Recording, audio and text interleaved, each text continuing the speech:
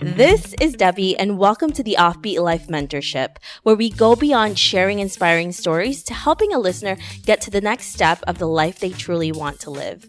A listener of the Offbeat Life podcast is given the opportunity to be on the show and interview a past guest and myself so they can pick our brains and learn our trade secrets. I am so excited to share this new mentorship segment on the Offbeat Life podcast. In our first Offbeat Mentor episode, I invite back Meagan Drillinger, who is a location-independent writer and the founder of Vaera Journeys. If you want to get inspired by Meagan's episode, make sure to go to theoffbeatlife.com and check out how to budget and hustle as a freelance writer. Meagan has successfully created a thriving career for herself, and she has inspired our listener, Angelina Zeppieri, who is in PR and the host of the podcast Unmapped, to pursue a career as a location-independent writer.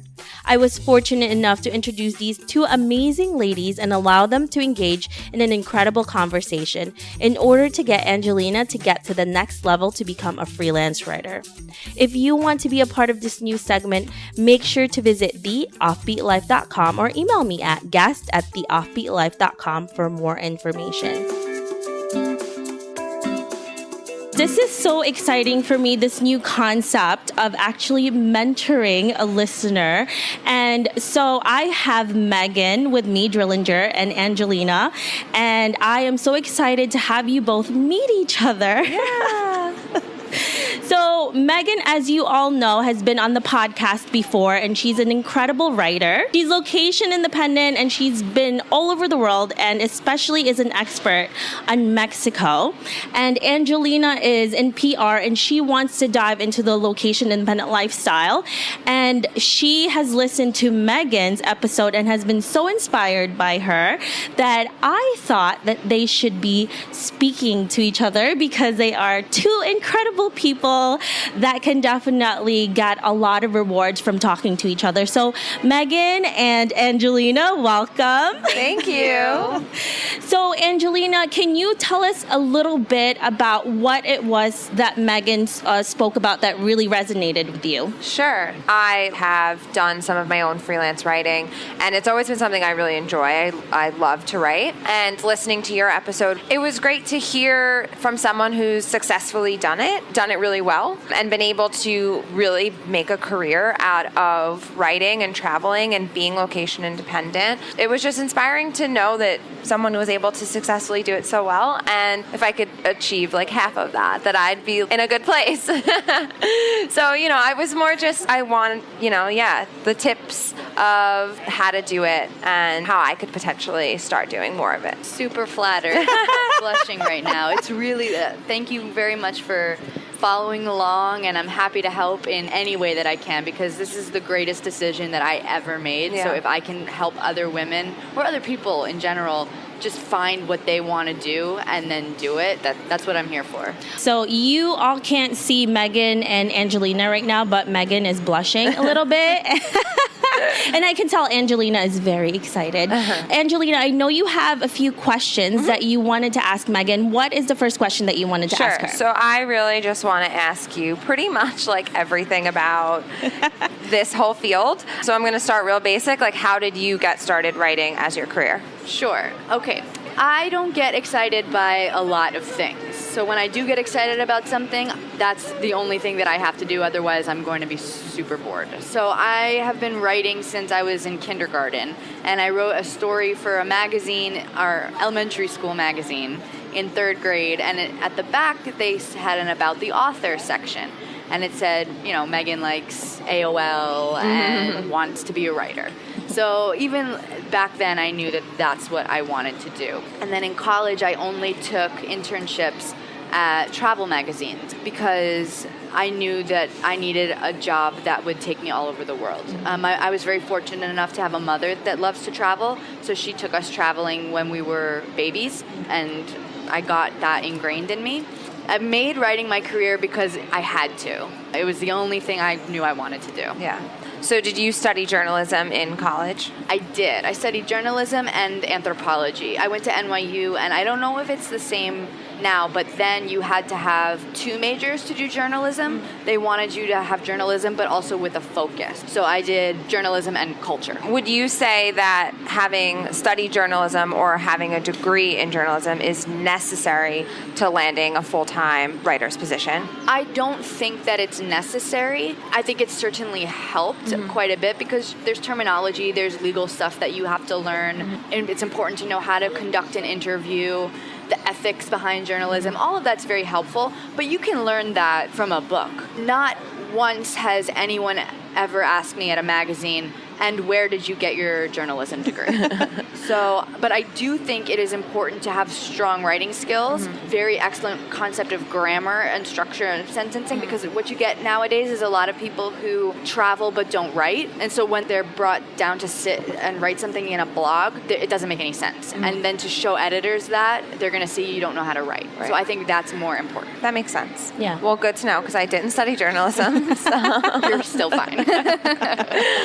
And so I know you write a lot for Travel Weekly? Yes, I'm their Mexico reporter. How did you start writing for them? So I used to work for a magazine. It was a competitor magazine to Travel Weekly, actually, and I was there for 6 years. And once I started freelancing for Thrillist, the magazine I used to work for thought it was a little too edgy what I was writing, and they basically gave me a choice in that I could freelance full-time or stay with them and not freelance at all, and that for me was the catalyst to get out. Right.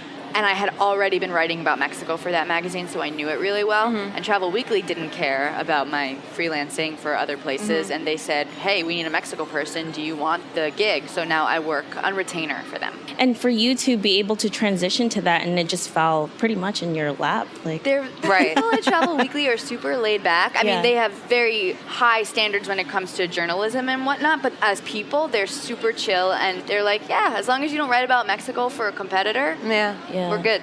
It was the perfect fit for you then. It was. And you love Mexico, as we know. You like to go there. So freelance, how do you start the conversation with an editor that you've never worked with before if you want to freelance for that outlet? I was fortunate enough while I was on staff with another magazine and also being with Travel Weekly, I go on press trips with editors all the time. So I meet a lot of editors from many different publications, and we form this organic bond and friendship because we're traveling together. I'm never being sneaky about it. I make it known that, hey, I'm a freelancer. If you ever need someone, please let me know. And then maybe I'll send a follow-up email when I get back if I've already met them. The advantage you have working in PR is you know editors all over the place. So you already have them in your Rolodex.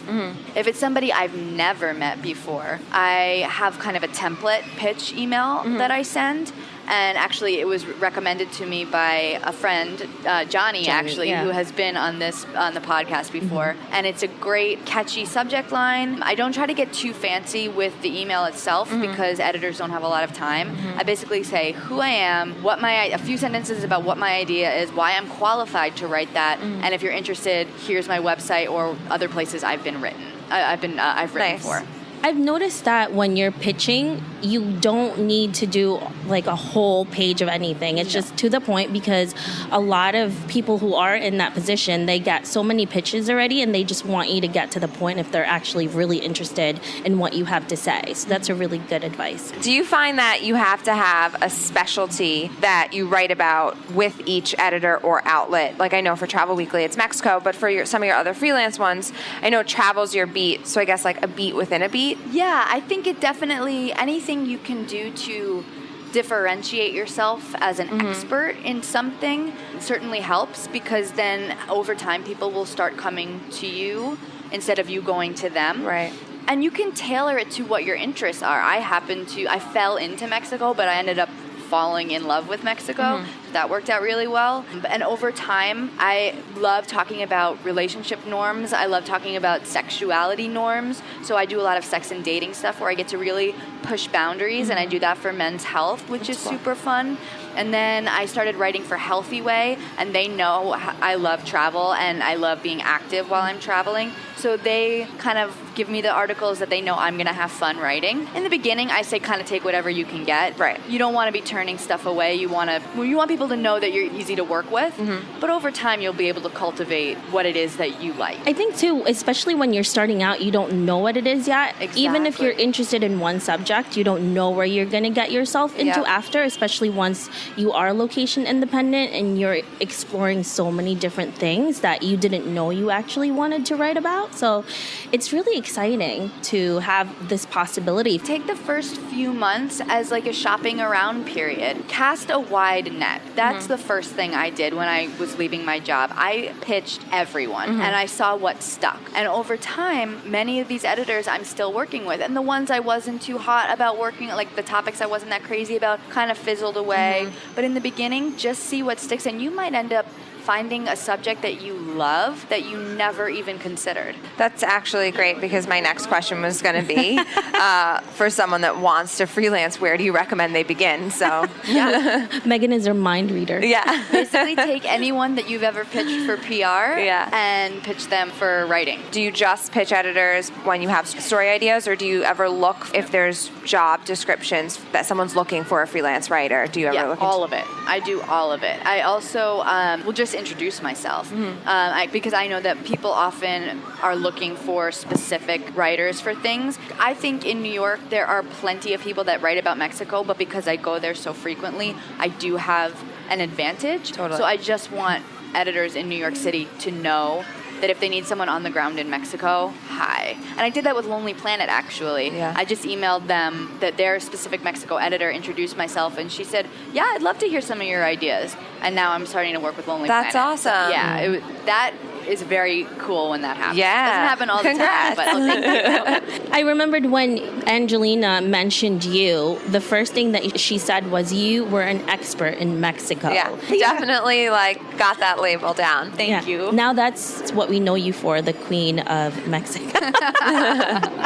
For those places where you might look for freelance writer jobs, I personally look on LinkedIn a lot, but are there other sites or resources you know of for finding writing jobs? Yes, and Johnny touched on this in her podcast. There are a few groups on Facebook, but they're secret, so I don't want to throw them out there, but I will tell them to you after this. Thank you. But you can get yourself in cahoots with other women writers in New York City or in the country. Doors will open. Nice. Because women love helping women succeed, which is so wonderful. Yeah. We want to see more of that. Yeah. That's why we're here. Resume question. How do you format your resume to showcase multiple freelance gigs? Do you couple them all under freelance writer, or do you itemize them for each specific outlet? I have no eye for design whatsoever. My friend who is a designer designed my resume, and basically what she did was it's not that each outlet gets a bullet point. It's more overarching freelance writer. This is what I do as a freelance writer, and here's where you can see my work. Because that's always been, even for the couple of freelance outlets that I've contributed to so far, I'm always like, do I put them all together? Do I give them each their own bullet? So, well, if you start having 12 or 15, exactly, your resume is going to be ridiculously long. Exactly. So I definitely, obviously, want to freelance more. Are there any outlets that come to mind for you that you think would be good for me to pitch as, someone who's starting out freelancing? That's a great question. Well, what are your interests? What would you like to write about? Definitely travel, adventure, food. New York City I'd be open to writing about, obviously, because I just live here and have always lived here, so I know plenty about it. Yep. If you like writing about the city, I think Thrillist is a great place to start. They're always looking for fresh content, and not everyone can be everywhere in New York City, so that's a really good place for you to start. If you want to do travel, Orbits, their blog is very popular. Write these down. And they're always looking for travel content. Far and Wide is another website that's building themselves up, and they are taking a lot of first-person stories as well as listicle ideas, but they're very open to working with whatever is inspiring to you. The trades, but they're very niche, so it has to be something that a travel agent can sell. They won't accept a pitch on domestic travel. mostly it's international, like Mexico is huge, Caribbean, Europe, China, those destinations. Okay. I've been to Europe so many times that maybe that's where I could Be start. a good, yeah. What you should do is look for places that you're considering pitching and ask them for their editorial calendars. Okay. So you can know in advance, oh, in December they're going to be writing a ski story. Well, I just went skiing at this new place. I'm going to pitch it. So. Yeah, that's a great tip. Thank you. And that's so many ideas that you just got. I know. So that's already starting right there before My you juices are, my wheels are churning. Like, I love that feeling, but it gives me so much anxiety because I get so many ideas that I'm afraid I'm going to forget them all. you have to immediately write everything down. list everything, do everything you can to just put everything on paper or on the phone, as we all do now in 2018. Yeah. So what's a piece you've written that you're most proud of? I wrote a cover story for Travel Weekly once about taboo travel, and I've always talked a lot about the blurred lines in sexuality, in monogamy. I believe that whatever is comfortable to both partners, as long as there's honesty and communication, is totally healthy, fine, normal, whatever you want, as long as it doesn't hurt anyone. I had gotten in trouble for writing an article about sex parties, and that's basically what led to the conversation at my previous magazine. Whereas Travel Weekly embraced that, and they said, we want you to write an article basically about swingers travel. And it was just the most fun article to research, to write, to interview for, and also to know that there's a magazine that is totally accepting of me. So, not that I'm a swinger, but I don't think that came out really. We just had to put that out there. Not a swinger, but if you are a swinger, totally cool with that. We accept everybody. We accept everyone. If you're location independent and a swinger, I would like to have you on the podcast. Email me at. So that for me, it was just a culmination of a lot of important things. That's awesome. Yeah. Last couple of questions. Are there any travel trends that you're wanting to write about? So I just wrote another story about all-inclusives, and in the age of experiential travel, are all-inclusives at risk? Because the whole idea behind an all-inclusive was to keep you on the property. But travelers today are bolder than ever before, and now all-inclusives are kind of having to adapt to keep up with that. I think what's interesting is we've put such an emphasis on the difference between tourist and traveler, almost to the point where they're polar opposites. And I think we're doing a disservice by categorizing them that way. And I would like to write a story that basically says, so what if you're a tourist? So what? You want to take a photo in front of the Statue of Liberty? Take a photo in front of the Statue of Liberty. That's why you came to New York. You don't have to be ashamed of it. That's a really important topic to talk about, because it's for your memory as well. And 20, 30 years from now, you will look back at this. And if you don't have that picture you wanted, you spent so much money and time on this. Most people have their 9-to-5s, and this is the only time they're able to travel and see this place. So why the hell not, right? And who should dictate the way you want to travel? Yeah. That's your time, it's your money, it's your experience. Do it however you want to do it, and you can do both. I personally always thought of myself as a traveler, but I love going to all-inclusives and eating at the buffet and not leaving the beach, and I love that. So you can do both. That's an actual vacation, by the way. Exactly. So we need that. Definitely. I for sure, you need a vacation from your vacation sometimes. Yeah. And that's exactly the type of vacation that you need. Yes. That you just sit by the beach, you sit by the pool, you don't get out. Yep. I love those sometimes. Exactly, and there's nothing wrong with that. Yeah. Any destinations you really want to visit and write about? Where? All of them. All the destinations that I haven't been to. But my short list right now, the Philippines, New Zealand, Argentina, and Bolivia. Cool. Yeah. Can we go to the Philippines together? Because, I could I'm coming. girl. Yeah, we're all going. 100%. We could do Vaera Journeys in the Philippines. Okay, so that's the one that you're going to be the speaker for. Yes. Yeah.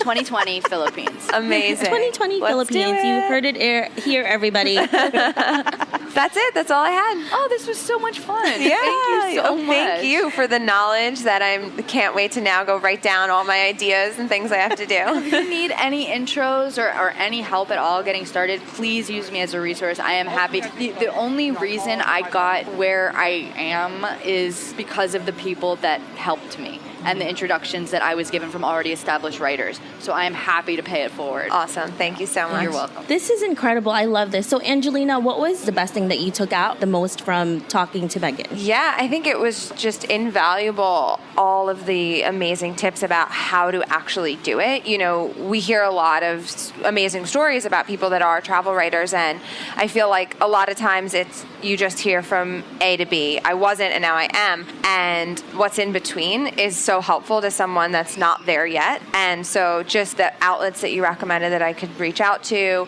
how to pitch them, casting my net wide, looking at editorial calendars, like literally all the things that I'm now bookmarking in my head to do, that was like super helpful. Yeah. I'm really glad.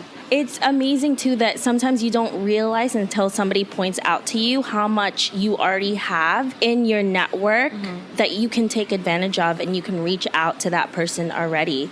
And you wouldn't have thought about it if someone told you about it. So Exactly. that's great. And I love that you're both able to connect and to do this. I do want to emphasize already, just so you know, you're already at a tremendous advantage. Not only do you have clips that you're already published, but you have a whole arsenal of email addresses of editors. So definitely don't hesitate using those because you have them. Yeah, I can't wait to get started. So now, Angelina, what is your next step after talking to Meagan, and that you and I had spoken as well? What's your next step into becoming location independent, and what's the story here, girl? Yeah, I think definitely just trying to get a couple of new outlets under my belt, new editors that are open to working with me. So, I mean, as soon as I can, I want to put together that template email, just research the editors to reach out to, and just start thinking about what stories I'd want to write, and really just start building that Rolodex, I guess, of my editors that I could pitch for me to write for them. And you also talked to CIEE. I'm talking to them today Yes. to hear all about teaching English abroad and teaching English online. Yeah, and it was funny because Angelina and I spoke a few days ago, and I was talking to her about CIEE and how great it is. And she texted me the next day and saying that she had spoken to her boyfriend, and now he's really into it. Yeah, he's very gung-ho about it, so I'm all for it. So we're going to explore that as a potential opportunity for us. That's incredible. That's awesome. Thank you so much, ladies. So, Meagan, if our listeners want to know more about you, where can they find you? They can go to my website, which is drillandjourneys.com, or if they want to learn ways to kind of take their businesses off the ground and maybe become location independent or start a company of their own, I have my company, Vaera Journeys. They can go to vaerajourneys.com, and our next retreat is in May in Puerto Vallarta. Can you tell us who your speaker is? Because I'm really excited about this next retreat. By the way, guys, I was in the first one, and I have met so many people because of Meagan and the retreat, and I've interviewed some of those fellow Vaera Journeys women as well on this podcast. Can you tell us what it's going to be about the next trip? So Elena Olick is our speaker for the next retreat, and she is a serial entrepreneur. She moved here when she was 16 from Russia, and she started the website Daily Mom. She owns that website, and then she started a bunch of other websites like Every Avenue Life, Be Fit and Travel. She's very into fitness as well, but she has her hand in so many different pots. She's an expert writer, photography, videographer, marketing. So she's a very good blanket overview entrepreneur person to kind of touch people in a lot of different fields. And I'm super excited to have her join us in May in Puerto Vallarta. Yeah, that's so exciting. And I interviewed Elena, and I told you guys this before she made me cry, 'cause she's so inspiring. Now, what about you, Angelina? If we want to know more about you and what you're going to be up to in the coming months, where can we find you? Sure. You can find me on Instagram at WhereNextAngelina, or on my blog, whereisnext.com. And you also have a podcast. I do. We just wrapped up season 1, and it's called Unmapped. Amazing. Thank you so much, ladies, for joining me here in beautiful Madison Square Park. Thank you so much, ladies. I really appreciate you guys doing this. This is what I envision the podcast to do, is to really help each other out as women, as people in general, because I don't want to just help women, obviously, but it's great to see this. So thank you again. I'm so appreciative of both of you. Thank you. Thank you for connecting us, and thank you, Meagan, for, again, all your wealth of knowledge. Thank you. This has been really fun. Thank you. I hope you enjoyed this interview with Meagan and Angelina. Make sure to visit theoffbeatlife.com. Again, that's theoffbeatlife.com to get more information on the Offbeat Life mentorship segment. Hey Offbeat family, I really appreciate you listening to this episode. I would love to hear more from you and what you think of the podcast. Suggestions on guests, topics we can discuss, or maybe you just want to be friends. Why don't we chat some more on Facebook at The OB Life or send me a message at hello@theoffbeatlife.com. I can't wait to hear from you.